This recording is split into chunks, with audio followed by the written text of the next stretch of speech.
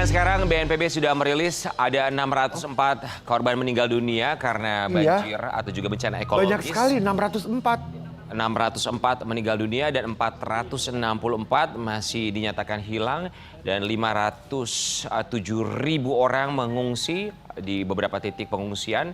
Kita berharap semoga keadaan bisa jauh lebih baik lagi, mereka yang belum ditemukan bisa segera ditemukan. Pun juga bintang tamu kita berikutnya ini berasal dari Sumatera Barat dan juga keluarganya terdampak karena banjir bandang yang ada di sana. Kita akan hadirkan bintang tamu yang khawatir dengan keluarganya yang ada di sana. Di pagi-pagi ambiar ini dia Cikita Medi.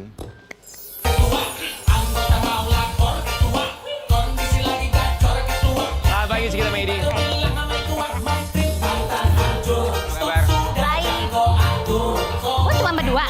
Ya, coba berdua. Lagi pada sibuk. Yang lainnya lagi off air. Biasa. Sehat ya? Alhamdulillah.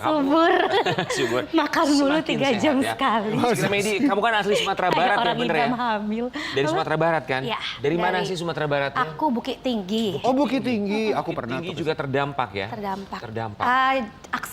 Aksesnya terputus ya? Iya. Oke.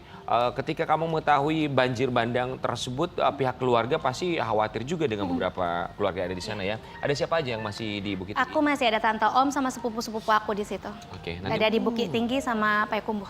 Di Payakumbuh masih ada ya. Nanti boleh cerita sama kita keadaannya seperti apa, tapi sebelumnya kami ucapkan terima kasih. Ini dia Cikita Medi yang khawatir tentang keadaan keluarganya di sana. Sebagai orang awak Sumatera Barat ya, ketika kamu dengar berita ini, bencana ekologis banjir bandang menerpa Sumatera Barat, tempat kamu berasal, dalam pikiran kamu tuh seperti apa pas kamu lihat gambaran di media sosial yang mencekam? Melihatnya gimana? Akses itu sangat dibutuhkan banget sama orang-orang awak untuk bekerja ke kota Padang atau sebaliknya gitu kan. Nah, rata-rata keluarga aku tuh di Bukit Tinggi, yang dimana jalannya itu lewat akses itu banyak berkelok-kelok, lewat air terjun dan segala macem. Itu kan sangat-sangat riskan. Terus kemarin aku juga sempat mantau grup keluarga, ada beberapa om aku yang putus connect gitu. Jadi dari Padang mau pulang ke Bukit Tinggi terus ke Payakumbuh. Nah terus ini dua ini belum connect lagi gitu. Cuman ada yang bilang ada yang lagi ke satu tempat untuk minggir, entah di surau entah di mana. Kalau surau tuh bahasa Indonesia masjid, musola. Terus ya aku mantau di grup keluarganya pihak mami sih. Oh, pihak mami. Gitu. Kalau pihak papi ada yang ada di Mentawai juga, di kepulauan. Terus beberapa ada juga yang di luar Padang gitu. Kalau di Bukit Tinggi keadaannya seperti apa? Apakah listriknya mati, kemudian juga jaringan apakah bisa dihubungi? Aku lebih mantau yang di Payakumbuh. Di Payakumbuh gitu. seperti apa? Tapi so far aman, cuman pada panik aja saling ngubungin keluarga. Karena kan keluarga mami aku kan kakak beradanya banyak. Dan sepupu-sepupu aku juga masih kecil. Gitu, aku kan cucu tertua dari pihak. Oke, artinya listriknya lah? Setahu ini masih aman. Oke. Gitu, tapi mungkin kayak makanan yang sulit. Betul, berarti bisa dihubungin artinya jaringan atau sinyal juga ada? Ada, tapi on off. Jadi kadang-kadang 3 hari bisa dihubungin, kadang-kadang hilang. Oke, berarti permasalahannya kalau di Payakumbuh dan juga Bukit Tinggi, ini keluarga kamu hanya pertama komunikasi logistik aja ya? Dan logistik. Karena memang jalurnya terputus. Ini beberapa kota, ini pengalaman aku juga karena kalau keluargaku di Sibolga, ada bauku, tanteku di Sibolga. Beberapa hari tidak bisa dihubungin karena kebetulan listriknya mati. Kemudian tidak bisa dihubungin karena sinyalnya tidak ada. Kami pun juga panik sama seperti kamu, kami tidak bisa menghubungi, hanya bisa memantau melalui grup WhatsApp keluarga. Tapi ya tidak ada hasil karena tidak bisa menuju Sibolga dari Tapanuli Selatan ke Tapanuli Tengah jalurnya terputus. Kami hanya bisa berdoa beberapa hari sampai akhirnya alhamdulillah kami mendapatkan kabar bahwa ternyata alhamdulillahnya keluarga kami, bau kami, tante saya selamat, sehat walafiat. Walaupun memang sama keadaannya logistik, itu yang paling utama ya, bahwa makanan ya tentu saja sudah dalam posisi yang sangat sedikit.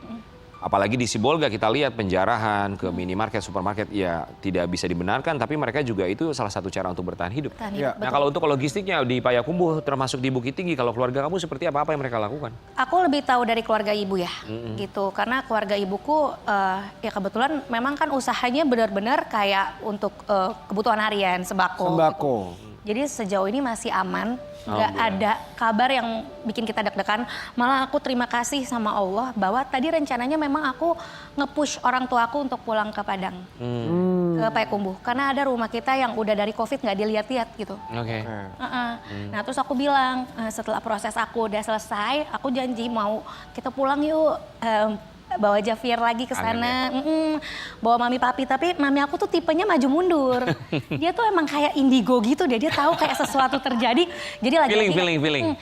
Jadi setiap COVID dia nggak pulang. Ya. Gitu. Jadi kayak mami nggak pulang deh. Perasaan mami nggak enak. Kejadian lah COVID Delta waktu itu. Jadi nggak bisa pulang kan. Ya. Terus banyaklah proses penyeberangan di laut ya. Saat itu di laut juga lagi nggak tenang. Jadi mami tuh selalu bilang, gak pulang Acik, nah akunya gemes.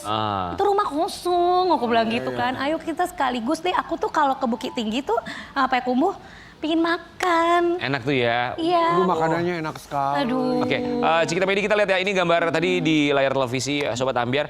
Tadi ada gambaran banjir bandang. Tapi kalau di Bukit Tinggi sama Payakumbuh sendiri, apakah banjir tersebut juga Setahu aku sih tidak. dialami masyarakat di sana? Enggak ya? Enggak ada setahu aku. Oke, hanya Karena kalau terputus misalnya ada akses. apa-apa pasti keluarga aku itu tipenya di grup itu ngoceh. Udah ngoceh ya. Ngoceh. Jadi pas waktu aku lihat udah membaik ya alhamdulillah. Ada salah satu om aku yang bisa dihubungin ya udah aku tenang. Alhamdulillah ya, kita berharap keadaan bisa lebih baik lagi juga, dan kita lihat pemerintah memang sudah turun tangan juga untuk bisa mengatasi bencana ekologis di 3 provinsi sekaligus, dan kita juga berharap dan juga berdoa semoga keadaan bisa lebih baik lagi. Kami juga mengapresiasi untuk selebriti pun juga konten kreator yang open donasi ya, begitu luar Iya, biasa sekali. di grup juga Kalau banyak misalnya banget kita makasih ikatan lihat warga ya, beberapa konten kreator, public figure yang membuka donasi. Ya. Ini luar biasa, terkumpul dalam waktu yang singkat sekali tapi nominalnya begitu Masya Allah sekali. Ya, ini dari Rachel Fay-nya ya. Rachel Fay-nya menggalang donasi. Ia menjelaskan donasi akan disalurkan dalam bentuk paket makanan, hygiene kit, dan lain juga. Lalu ada Lea Prinsi yang juga bekerja sama menggalang donasi demi membantu korban bencana Sumatera. Pray for Sumatera. Selanjutnya ada Pras Teguh, Teguh, kerjasama bersama dengan Pras Teguh berhasil menembus target 1 miliar rupiah dalam waktu kurang dari 2 Pras hari. Teguh luar biasa. Ini orang awak juga soalnya dia. Iya. Sementara itu juga ada Ivan Gunawan, sahabat kami, menyerahkan bantuan sebesar 150 juta dari hasil penjualan brand hijabnya.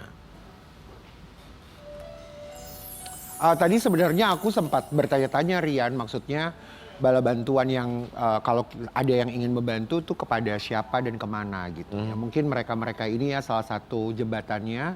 Kalau ada hati ingin membantu bisa melalui mereka juga. Bisa, dan kita lihat di media online juga begitu banyak yang membuka jalur donasi, tapi harus dipastikan bahwa ini legit atau juga valid ya. Legit. Ya itu. Karena di Jakarta kan banyak juga ikatan keluarga Minang.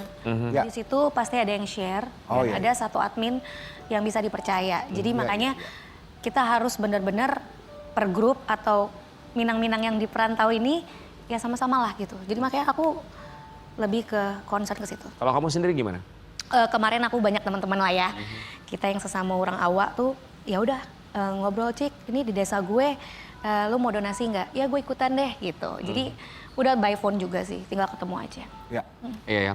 Cikita Medi sebagai orang awak, tapi ini bukan hanya ngomongin soal suku ya, ini ngomongin soal Sumatera lah kemanusiaan lah ya. Kemanusiaan juga. Siapapun yang melihat, bukan hanya mereka yang berasal dari Sumatera Utara, Aceh, ataupun juga Sumatera Barat, ini ngomongin soal kemanusiaan lah, karena ini bencana alam ya. Ya, Harapannya, Cikita Medi. harapannya ini adalah bentuk muhasabah berdasarkan teguran dari Allah SWT. Itu menurut aku. Jadi gimana caranya kita harus ini banyak irisan banget yang terjadi di Indonesia ini, sehingga ini momentum kita untuk evaluasi semuanya. Bahkan ya kemarin tuh aku sempat 3 hari ini terpukul banget dengar kerabat kita meninggal, yang orang-orang yang deket sama kita itu tiba-tiba tiada. Jadi kayak jangan jahat-jahat deh jadi orang. Ya. Itu yang menurut aku, So true. aku pingin semua irisan ini semuanya kita cari jalan keluarnya. Kita sama-sama meningkatkan kemanusiaan kita dengan ya setidaknya membantu sesama. Tinggal berbuat baik aja dengan just tanya kabar, apa kabar. Tapi itu tanda kutip yang sangat luar biasa Ya, yang perlu itu diingatkan ya. Jangan jahat-jahat Jangan deh jahat-jahat jadi jadi orang. orang. Pohon yang tumbang dikarenakan akal yang tumbang. Kita berharap ya Sobat Ambyar ini menjadi pelajaran yang pastinya begitu besar sekali. Bahwa kita hidup bukan hanya di masa sekarang, kita hidup untuk anak cucu kita juga. 10 juta hektar hutan Indonesia sudah hilang. Bahkan menjadi negara nomor 2 di dunia kehilangan hutan paling besar di dunia. Iya. Sampai kapan? Kita berharap bisa lebih baik lagi. Cikita Media, oke. Tapi berbicara sampai kapan, kita juga mau nanya sama kamu. Sampai kapan kamu menyandang status janda? Kita mau kasih lihat yang satu ini. Banyak sekali tersenyum, banyak sekali ketawa, ya kontennya beda banget sama beberapa minggu yang lalu. Jadi apa yang Pakar terjadi? ekspresi nih. Tapi Jadi beneran apa yang nge-upload. terjadi Cikita? Apa? Are you happy now? Happy banget. Oke. Happy iya, kadang-kadang ada. Apa yang sudah didapatkan dari eh, perjuangan kamu? Dapetin apa? Emang 2,5 juta nafkahnya dibayarin? Harian nyebelin nih. Emang dibayar? Enggak, aku nanya itu kan kewajiban mantan suami. Kan udah dibayarin janji nggak akan ngebahas itu Nggak lagi. Oh ya, oke, Bahas janji. itu. Oke, sorry. Bahaslah happy-nya kamu. Apa? Happy-nya kayak apa ya? Financial freedom jadinya. Financial freedom. Kenapa? Emang kamu kalau ngomongin financial freedom, emang kemarin ketika punya pasangan tuh kamu merasa bahwa financial kamu tidak baik-baik saja? Iya. Jangan ketawa, Kak. Oh no, itu satu ekspresi yang miris loh. Maksudnya Jangan orang tuh menjurus lagi. kalau orang tuh punya pasangan, Nyindir ya, jangan dari ketawa nyindir. orang tuh kalau punya pasangan biasanya membantu secara perekonomian loh. Iya, jadi ya kayak ya lega lah. Jadi aku Ya tidak. bantu ngabisin. Kakak, ya Allah. Ya Allah. Bilangnya bantu. Ini emangnya janda senior ya nyebelin ya? Teh Yayan, wejangannya apa sih sebagai janda senior kepada Iya, janda Kak. junior? Kak, ini janda 28 hari, Kak. Masih baru banget ya 28 hari, nikmatin aja dulu. Masih ada rasa tidak percaya. Masih ada. Oh bisa ya, masih. Jadi kan sekarang Kok tidur bisa berdua sih, ya, Kak gitu. ya. Nah. Ngelihat anak, kadang-kadang kayak anjir berdua doang. Masih mending lihat anak, kemarin ngelihat enek. Kok tambah pinter ya? Kita Medi, kita mau lihat artikel yang satu ini. Cikita Media resmi bercerai, hakim tolak tuntutan ex-suami soal pengembalian mahar. Pengembalian mahar dan juga KPR total 983 juta rupiah ya. Itu ditolak. Itulah. Ya itu agak aneh sih kalau hakimnya mengiyakan. Kalau hakimnya Tambah panjang, mau pulang bisa nggak? Tapi gua rasa hakimnya juga sadar, aduh Iya. ya nggak mungkin lah. Sumpah. Nggak tahu sadar nggak tahu enggak sih, Kak. Tapi kan tuntutan yang diterima itu dari total gugatan kan dapatnya ya segitu yang tadi disebutin. Iya. Ya nyambung lagi deh. 983 ya, tapi maksudnya kan ini ada biaya KPR sama mahar ya. Iya. Alhamdulillahnya. Dari sisi Alhamdulillah. kamu alhamdulillahnya. Tapi dari sisi mantan suami akan mencoba untuk menggugat balik nggak sih dengan penolakan tersebut? Aku udah disconnect. Bukan urusan Iya, gitu. bukan Bodo amat deh dia mikir Iya, bener. sendiri. Biar dia Jubir mikir, saya nih. Biar dia usaha. Kalau masih nggak punya malu mah biar dia usaha. Aduh. Jadi gemes satu. Gemes satu.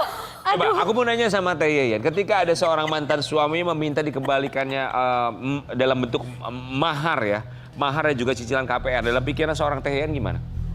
Bukan laki. Aduh. Mules aku disini pulang yuk. Maksudnya laki-laki tidak seharusnya seperti itu. Enggak. Kalau bercerai ya udah. Ya udah, apa yang Apalagi udah- laki-laki ada gengsi ya. Iya, itu dia gitu loh. Sekarang tuh pride-nya nggak ada. Kita aja yang perempuan kalau udah ngasih, nggak kita pikirin, dah. gitu ya. Apalagi guys, banyak zaman sekarang ya, banyak sekali perempuan-perempuan yang sudah berdikari dan juga mandiri, punya penghasilan sendiri, pada akhirnya hanya meminta nafkah. Misalnya Tasya Farasya, berapa dia minta nafkah kepada mantan suaminya? 5.000. 100 perak, Berapa? 100 rupiah. Oh iya ₹1. 1 rupiah. Rp1 per bulan. Itu tuh sebenarnya sih benar-benar ya tertampar memang satu rupiah Ya, per tuh. bulan. Tapi lain halnya, kita Wow. kasih lihat ini beda orang beda angka. Ini angka untuk Cikita Meidi.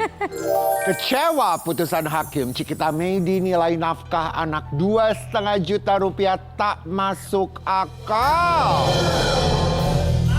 Coba umur berapa, Neng? Anak aku udah mau 7. Berarti SD ya? SD kelas 1, Kak. SD kelas 1, 2,5 juta. Nggak cukup lah, SPP aja udah berapa? Ya gitu, makanya sebenarnya nih ya, aku klarifikasi. Aku itu menggugat itu sesuai dengan bill kita bertiga. On bill kok. Oh ya. 30 SPP itu. yang gitu-gitu ya. Ya 30 itu kayak biaya kehidupan kita bertiga. Dan pastinya Javier itu lebih dari itu ya, lebih dari atau setengahnya lah setidaknya. Cuman aku bingung ya kok hakim menerima karena CEX menjawab rekonvensi bahwa dibilang aku melakukan nusyus. Jadi makanya dia bilang aku tidak berhak menerima nafkah lagi. Oke. Sampai mut'ah sama Ida aku, duh kalau ngomongin itu, waduh gugur Kak. 2,5 juta per bulan. Sudah dibayarkan? Belum. Dengan alasan? Hilang aja udah. Karena aku udah bilang semua lawyernya yang maju. Udah, Aku tenang. sendirian. Mungkin hakimnya temenan dia tahu kalau dia tuh miskin. Jadi dari kamu minta berapa? Aduh, ya, Kak, dari kamu minta aduh. berapa? Dikasih 2,5 aja, suka bener kan? Hakimnya tahu. Ya, Cikita kata dia gitu. Ini aku putusin 2,5 aja, belum tentu dibayar, apalagi putusin 15. Kata Pak Hakim gitu. Dari yang berpengalaman. Iya. Tapi kita, aku penasaran deh, kalau ini oke, semua udah selesai, kamu masih mengizinkan anak-anak kamu ketemu sama ayahnya? Iya, kemarin kan beliau ulang tahun. Javier. Bapaknya. Ini Bapaknya? Dedinya Javier ulang tahun. Aku kan masih ngajarin anak lah untuk selalu connect. Ngucapin. Oke. Karena kan aku nggak mau mengulang inner child-nya dedinya Javier. Nice. Yang memang dia keluarga broken home. Aduh, gue ngomongnya gemeteran lagi. Jadi aku mau Javier sama dedinya ketemu lah. Gitu. Ketemuan Akhirnya mereka? ketemu? Enggak. Enggak. Kenapa? Aku kemarin baru aja ngeliat Javier memang beberapa kali, ayo kita kasih kado buat Dedi. Dedi kan ulang tahun yang ke-39. Terus ya aku bantuin dia video untuk say happy birthday. Terus Javier fotoin foto dia sama Dedinya diapit sama Tung Sahur. Boneka. Oke. Gitu, jadi dia bikin video sama bikin ucapan gitu. Dan memang aku udah sepakat sama Javier bahwa one day kita akan ketemu sama Dedi. Tapi nggak tahu kapan. Oke, video itu dikirim? Dikirim lewat ya aplikasi tablet kita. Oke. Jadi kan emang sebelum kita pisah si Javier memang kita kasih tablet untuk bisa tetap berhubungan sama Dedinya. Dibalas sama dedinya? Kadang dibales, kadang enggak. Untuk ucapan ulang tahun? Dibales. dibalas. Jadi Javier sempat bilang, ayo kita kasih kue yuk. Kan Dedi itu tipenya kalau ulang tahun selalu tiup lilin. Aku tahu banget dia suka kue Lotus Biscoff gitu kan. Jadi kayak ya kita mau mencoba lagi lah gitu. Anakku tuh sebenarnya sangat care gitu. Cuman kan parenting ya? dianya hanya bisa, jawabannya dia ya semalam aku baru baca. Dedi cuman bisa doain Javier dan memeluk Javier dalam doa. Terus dia bilang katanya senang-senang, terus jadi ranking 1, terus abis itu nurut-nurut sama Mommy. Udah itu aja. Dah. Sobat Ambiar. Anak nggak nanya gitu mau ketemu sama Dedi? Jadi nanya ke aku, Dedi tuh kemana? Jadi nanya. Iya. Jawaban kamu? Kok Jawaban kamu? Dedi kerja, tetap. Sobat Ambiar, kerinduan Javier, putra Cikita Medi kepada sang ayah. Yang lebih rindu dia tuh. Iya. Udah berapa lama gak ketemu sama dedinya? Kasian lo nggak bisa dengeran. Iya kan, kalau ngomongin Javier aku pasti Berapa lama gak ketemu dedinya? dari Juni 30. Berapa bulan tuh? Juni Terus sampai sekarang? September, Oktober, November, 5 bulanan. Wow. Apa yang dilewatkan oleh sang ayah momen-momen spesial Javier 5 bulan ini? Iya kan udah 1 SD, udah semester 2 juga ya nggak ketemu. Pertama kali hari pertama sekolah? Nggak nganter. Kan adekku yang nganter. Kita semua sengaja bikin video itu untuk pasti dia akan nonton kita. Tapi apa perasaan kamu Cikita ketika anak kamu tuh teriak bilang mimpiin Dedi? Kamu sebagai ibu. Kalau full videonya sih aku kayak menguatkan Javier doa dulu biar nggak mimpi buruk. Aku bilang gitu. Tapi perasaan aku hancur. Ini Javier kan bukan tameng kan dia. Dari kita yang salah sebagai orang tua. tapi memang aku harus berpisah. Gitu. Cuman ya setidaknya ya berikanlah versi terbaik lah dia sebagai ayah. Gitu. Kalau hubungan ini aku udah gak nyeselin lagi untuk berpisah gitu Kak. Cuman aku sudah wanti-wanti dari awal jangan ikutin yang sudah diberikan orang tuamu dulu. Ya Javier, ya kayak gitu yang kakak lihat. Gak tega kan? Kasihan, nggak tega. Cuman aku tetap jadi badutnya dia setiap hari. It's okay, nanti kita ketemu kok. Bahkan kemarin kita ngomong, ayo kita say happy birthday to daddy, itu adalah ide dari dia. Aku yang videoin kok, tengah malam. Javier kan ujian. Kita selalu tiap 000 tuh akan ucapan ulang tahun ke dedinya kan. Bawa kue. Tapi karena Javier akan tidur lebih awal karena dia masih ujian, rekamnya jam 9 malam. Ya udah, langsung kita kirim. Javier yang ngelakuin itu sendiri. Cikita Mehdi, Aduh, kok enak. kita akan berpindah tempat. Kita akan memberikan pertanyaan lainnya bagi kamu. Dalam kursi kegegeran.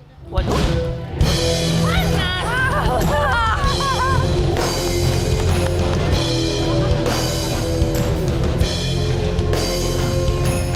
Uya.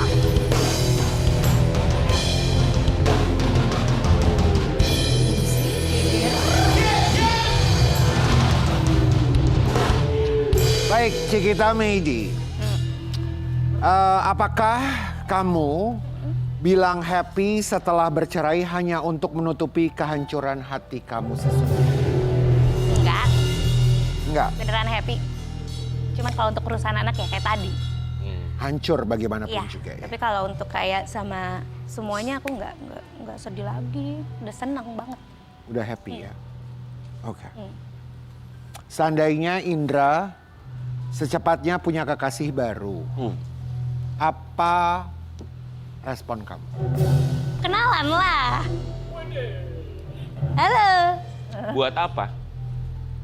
Co-parenting pastinya. Jadi Javier, ya aku belajar dari teman-teman sih. Co-parenting ya? Karena kan memang kelihatannya ya dari berita-berita kan udah punya pasangan baru, jadi aku udah tahu. Artinya sedikit pun tidak ada rasa sama sekali ya? Udah habis, selesai. Harus dihabisin. Walaupun sebenarnya tidak habis. Belum habis dong. 28 hari ya belum lah. Belum habis. Oke. Selanjutnya.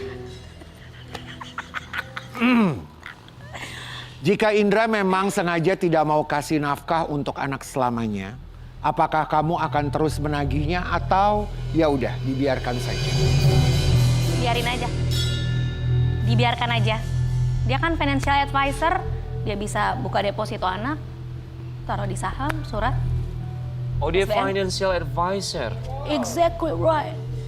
Oh. Makanya aku jadi financial freedom itu didikan beliau. Oke.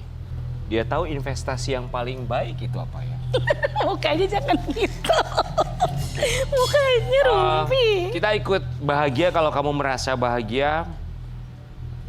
Tapi namanya juga manusia, ada perasaan yang barangkali ingin disampaikan, termasuk juga ungkapan maaf untuk seorang putra tercinta Javier. Apa yang ingin kamu sampaikan untuk Javier kalau nanti dia sudah dewasa dan mengerti apa yang terjadi? Javier tetap jadi Superman. Walaupun saat ini Javier nggak didampingin sama Superman. Karena kan Daddy selalu bilang bahwa Daddy Superman. Gitu. Javier harus lebih Superman lagi. Dan Javier nggak boleh sedih bahwa Mommy akan selalu ada. Dan dia kan selalu kayak ngedoain aku, mudah-mudahan Mommy selalu sehat, panjang umur, bahagia sampai umur 100. Yes. Mommy akan dampingin Javier terus. Dan jangan sedih, banyak yang sayang sama Javier. Sosok papa bisa dari mana aja. Semoga bukan hanya financial freedom, tapi bad relationship freedom. Kita kembali saat lagi tetap di Pagi-Pagi Ambiar.